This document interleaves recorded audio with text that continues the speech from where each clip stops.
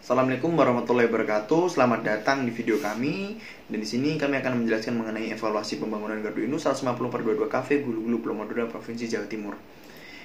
Nah, di sini kita akan membahas daerah Gulu-Gulu. Daerah Gulu-Gulu berada di antara Gardu Induk Pamekasan dan Gardu Induk Sumeneb. Ternyata di daerah Gulu-Gulu terjadi tegangan yang sangat tinggi akibat dari penggunaannya penyalurannya dalam distribusi 20 kafe, sehingga PLN harus melakukan upaya-upaya lebih lanjut untuk mengatasi drop tegangan tersebut.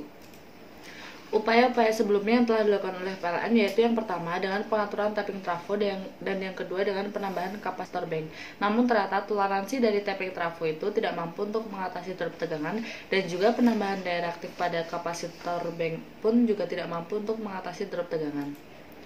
Oleh karena itu, PLN melakukan rencana usaha penyediaan tenaga listrik dengan cara pembangunan gardu induk Gulu-Gulu sebesar 30 MVA. Pembangunan gardu induk sebesar 30 MVA dibuktikan dengan proyeksi peramalan beban selama 10 tahun ke depan sejak 2017 hingga 2027, di mana menunjukkan kebutuhan energi listrik tahun 2027 di Kecamatan Gulu-Gulu sebesar 167,648 MWh.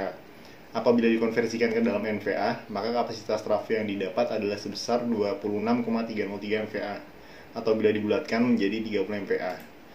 Tetapi perubahan terjadi pada tahun 2019, di mana menurut pembangunan kecamatan setempat menelan biaya sebesar 11 miliar rupiah. Hal ini 11 kali lebih besar daripada pembangunan kecamatan pada umumnya. Sehingga kenaikan kapasitas ini menyebabkan arus pembebanan juga meningkat.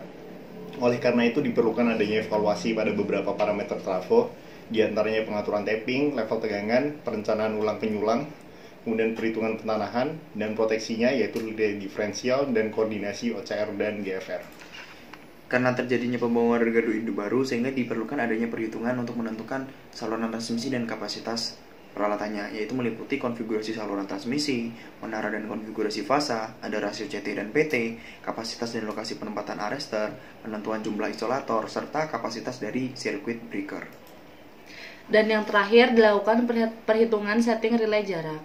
Diperlukan adanya perhitungan setting impedansi dengan cara yang pertama dengan penentuan rating CT, yang kedua penentuan rating PT, perhitungan setting impedansi, simulasi gangguan, perhitungan arsing, simulasi gangguan arsing, perhitungan lama waktu maksimal gangguan. Nah, selanjutnya kita akan mensimulasikan dari hasil perhitungan kami. Dan pengujian ini hasil menggunakan software etap 12.6 dan DigSilent. Kita bisa lihat di etap 12.6, beginilah single line diagram dari Pulau Madura. Dan kita bisa lihat dari pengujian dari tugas akhir kami untuk daerah Gulu-Gulu di sini. Ternyata yang dulunya daerah Gulu-Gulu mengalami drop tegangan, kita bisa lihat di bus 20 atau bus sekunder dari Gulu-Gulu terjadi nilai 96,74%, yang berarti Gulu-Gulu tidak mengalami lagi drop tegangan. Selanjutnya ada start protective device untuk mengecek koordinasi dari proteksinya. Koordinasi proteksi ditujukan untuk mengetahui bagaimana peralatan proteksi dapat bekerja dengan baik. Bisa dibuktikan dengan melakukan sebuah pengujian gangguan pada salah satu feeder distribusi. Ketika disimulasikan didapatkan hasil bahwa proteksi terdekat bekerja paling pertama sebagai primary protection, dan yang kedua bekerja sebagai secondary protection, dan yang ketiga yang paling jauh bekerja sebagai tertiary protection. Ini menunjukkan bahwa sistem bekerja dengan baik dan tidak ada masalah. Selanjutnya kita melakukan pengujian menggunakan aplikasi DigSilent. Nah, di aplikasi DigSilent ini dapat diberi gangguan pada saluran transmisi. Dimisalkan di sini saluran transmisi yang berhubungan dengan Gulu-Gulu yaitu saluran transmisi Sampang dengan gangguan di arah Sampang ke Gulu-Gulu. Di sini kita beri gangguan pada gangguan 3 fasa dengan jarak 30% dari saluran. Maka untuk diagram RX-nya seperti ini.